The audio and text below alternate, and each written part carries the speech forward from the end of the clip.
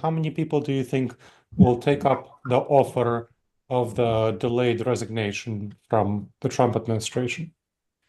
From what I can see, agencies where are going to be closed down, those are the ones where a number of people are going to take it. Hmm. Um, the bigger interesting thing is they're talking about offering early retirement and dropping Mhm. the age from 20 years down to 15 years. If Mm. that happens, there are going to be a lot more people who will get on the bus and leave. I would Mm. say easily 10, 15%, which for any agency would be crippling Yeah. because the ones leaving are going to be the experienced ones. Mhm. You can't just walk in and do a federal service job off the street. For example, to be a BLS data collector, you have to have 3 to 5 years working in a job before you're considered a journeyman. An MSHA mine inspector is 3 years. An OSHA Mhm. compliance officer is 5 years. You just can't replace that by just saying it's not, it's like they think it's the 19th century and they can bring anybody in because these jobs are Mm. all the same. They're radically different, highly specialized, and it's a shame that whoever is behind this didn't take the time to do their homework.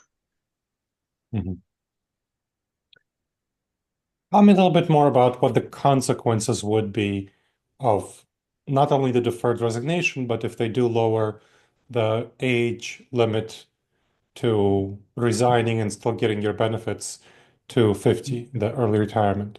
Right. The consequences would be the mission of the agencies would probably start to fail. Hmm. Keep in mind, agencies, they say they gave them a flat budget, but agencies were expected to make up any pay increase out of that flat budget. So it means over the Hmm. last 10 years, agencies have lost about, in the Department of Labor, have lost about 18% of what they had 10 years ago. Hmm. So don't have the resources to do adequate training when you bring these people in. Hmm. You basically what's going to happen is in a mine in mines, a new mine inspector will miss something, a miner could get Hmm. injured. An ocean inspector may not be able to get to some place that they need to get to. Keep in mind also for OSHA. Yeah, I'm from BLS, so I'm a statistics wonk, so I apologize. Hmm. But in order to visit right now with the staff we have, in order to visit every company in America would take what, 12,000 years? Hmm. Because our OSHA staff is so small. Hmm. And there's even a bill out there I just saw today to eliminate OSHA, Oof. which of course is ridiculous, but be that as it may, the consequences basically will be the people of America will not get the services they deserve or they need. And this is not just from Department of Labor. This is across the board. It could even have an impact on defense Hmm. and our ability to maintain our defensive readiness. Hmm. So let's focus on Department of Labor first. I think many Americans don't understand what the Department of Labor does and what would be the consequence of cutting it back. I'm sure some of the people working for the Trump administration, like Elon Musk, they don't really care too much for an outside organization inspecting to make sure that there is worker safety. And mine operators who are working in the Trump administration right now don't care so much about mine inspectors. Tell me what people would experience, what Americans would experience, what would taxpayers experience concretely as a result of, let's say, OSHA, many OSHA inspectors taking early retirement or that early resignation, whatever it is. What would be their consequence? How would that impact them? Consequence would be that when somebody calls in on an emergency, because that's what with OSHA, they will call in and say, we need to get a compliance officer out here because it's an unsafe working condition. They won't Hmm. have the resources to do it. Hmm. Worse, they won't have trained resources. So it's not just reducing the body count. It's reducing the amount of people who have the experience to go in and for example, look at a trench and know Mhm. whether or not that trench is safe. Mm. So that's one consequence. The mines, we're already had deaths in mines for the last 2 to 3 weeks. And that is a record that we hope this administration will pay attention to Mm. and realize these are real people going down in the mines. And MSHA has a really good record because they have to inspect 100% of the mines each year. Mm. They won't be able to do that. Or if they do it, they will have to do a cursory investigation or inspection. Things will be missed. Miners will be hurt. These are workers, American workers. But the rest of the department, we're really an amalgamation of a lot of Mm. different things that didn't seem to fit anywhere else. Bureau of Labor Statistics, they're the people who keep track of inflation, unemployment Mm. statistics, and other various statistical stuff. And there are literally trillions of dollars of economic decision making that rides on the Mm. data that BLS puts out, which up until now has been neutral. If you get BLS to start hedging the data, you won't be Mm. able to depend on it, and that will cause economic decisions to go awry. Mhm. And it'll be huge. The variances will be too huge.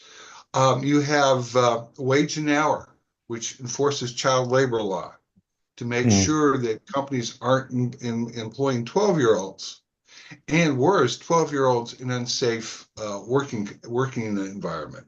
Mhm. You have OWCP, which is Office of Workers Comp program.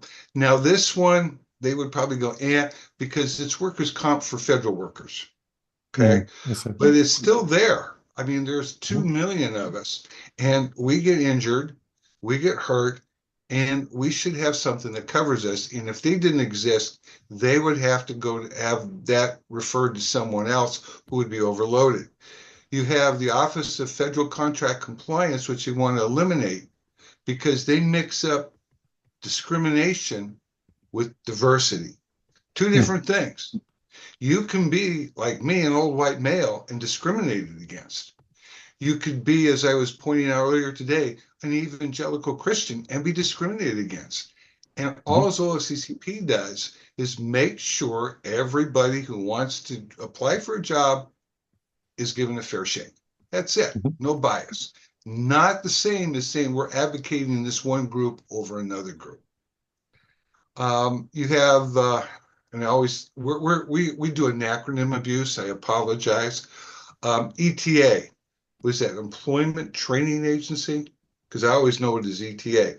They go out and they give grants to states to train new workers up so they can Okay. go into the That's important. workplace. That's Mhm. important.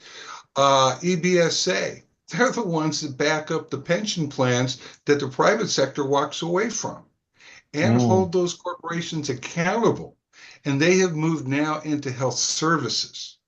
Those are kind of the big ticket stuff that we do. Mhm. And there's 26 agencies. Those are the big ones, and they probably comprise about 90% of DOL. So Okay. That's helpful.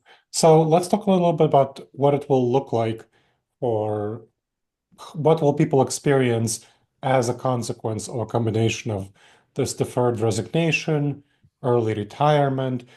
We're talking about people, you're thinking 10, 15% of the people taking, and especially experienced ones.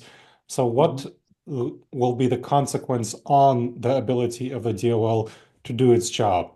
What will people actually experience? it would vary from agency to agency. Mhm. For example, the Bureau of Labor Statistics, most people don't know about it. They know about the inflation rate.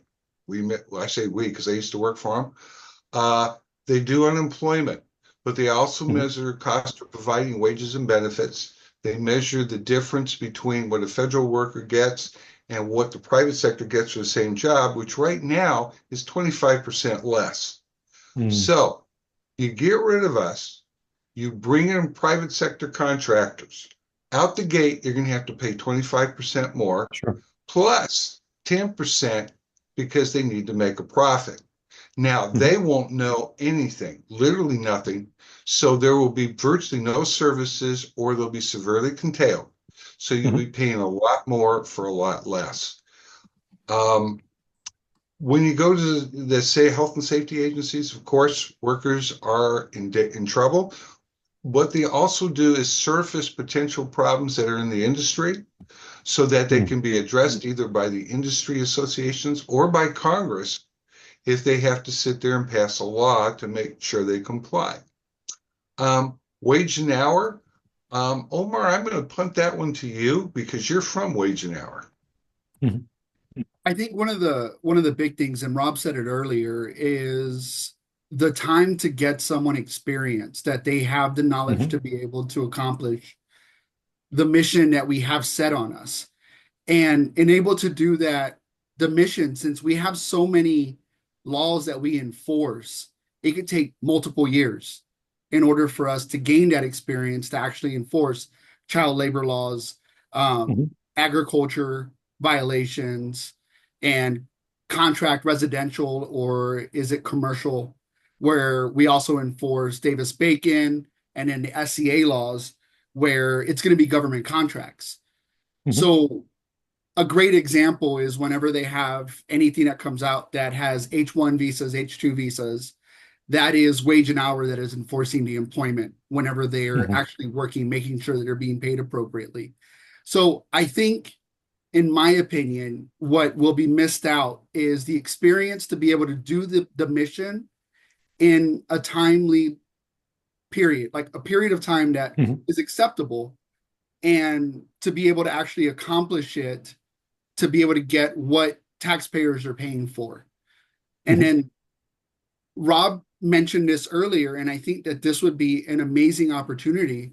You're asking what we're going to miss out on, and there's one agency that I don't think anyone could speak better to than Aliyah, which is going to be for OFCCP, which just recently they shut down one of our executive orders that they enforce, which is 11246, which only leaves them with two programs that they're, or two laws that they're enforcing, which is Section 503 of the Rehabilitation Act of 1973, and then also the Vietnam era Veterans Readjustment Assistance Act.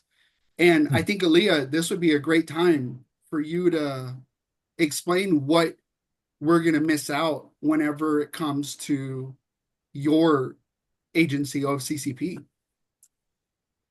Thanks, Omar. The number one question for me is what is wrong with this administration that they've made public servants the enemy? Hmm.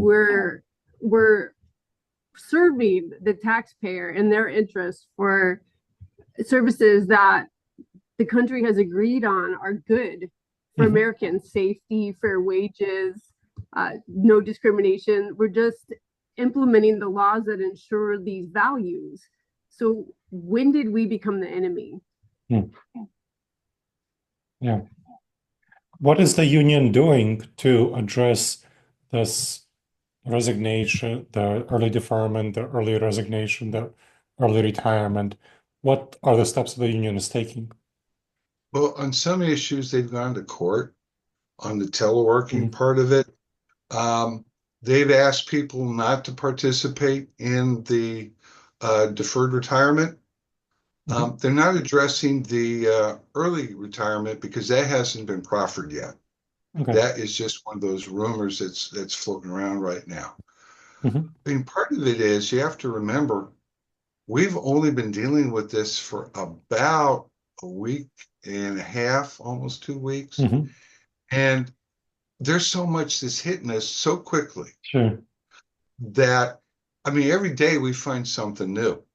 Now, a group of us, I mean, all three of us will be in DC next week to go on the Hill and talk to congressional reps and Hmm. try to explain to them, as Leah says, we're not the enemy. Hmm. Along with, doing other things like talking about how telework is actually, their plan is going to cost them a lot more Yeah. than if they just left it in place.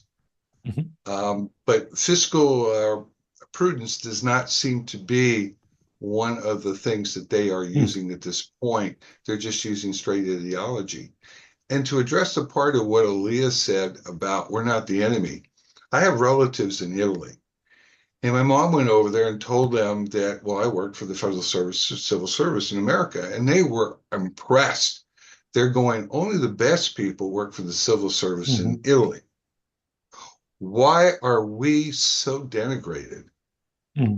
We are there to implement the will of Congress and the president. Okay, there is no evidence we've done anything to obstruct. Why, why are they doing this? And I will get off my soapbox here. I got one more thing. I took an oath to the Constitution. I did not take an oath to the President of the United States. My obligations and the obligations of my brother and sister on this call are to support the Constitution of the United States. We're not here for a loyalty test. And the founders were very clear. They did not want a king. And the loyalty test is what a king demands. Yeah. And I'll turn it back over to you. Oh, that's very helpful. Thank you. It's definitely a very frustrating and upsetting situation in many ways, and I appreciate you taking the time to share about that. Are there any last words before we wrap up? More than that, it's more than frustrating situation. This is the deconstruction of the American government. This is catastrophic. Yeah, it's a good way of describing it. I have one thing that I think we feel, just as Rob said, we came here to do our job. We took an oath of office. In our position, we said, we're here to serve the mission of our agency. And the most important thing to me is that my customer is the American people. Whenever I work, it's to help the people that come and place a complaint. We don't charge them. We do it for free. The services that we offer is based on they come in, the rights are being violated, the law is being violated, and we're administratively helping them. We're not a legal service that is charging them for their assistance or for their support. When we do things, we do it because we feel strongly about doing the right thing for the citizens that come into our offices and complain, whether they're military veterans, whether they're disabled, whether they're working in a field, it doesn't matter. And for the wage an hour, we enforce $7.25. That's the federal minimum wage. And sometimes having to look at someone and for them to say, I'll take whatever I can, I need it. It tears us apart. But again, it's the right thing to do because our customer is the American citizen. It's the people that are working in our country. It's the people that we look to help. And that is what we came here to do. Nothing more but our job, our mission. Okay. I just got one quick final thing. Yes, please, John. I worked for the department for 46 and a half years. I view that as serving my country. Okay. I didn't put my life on the line, but I dedicated my life, my whole life, to serving the American people and again, the U.S. Constitution. And the federal workforce is full of hundreds of thousands, if not millions, just like me, who believe in America and just want to serve it. I believe it. Thank you. Thank you for your service, all, and I appreciate you taking the time for this conversation. This was very helpful. Okay. Well, thank you for listening. Thank you, Dr. Gleb. Thank you. Have a great day. Bye-bye. Bye. Bye-bye.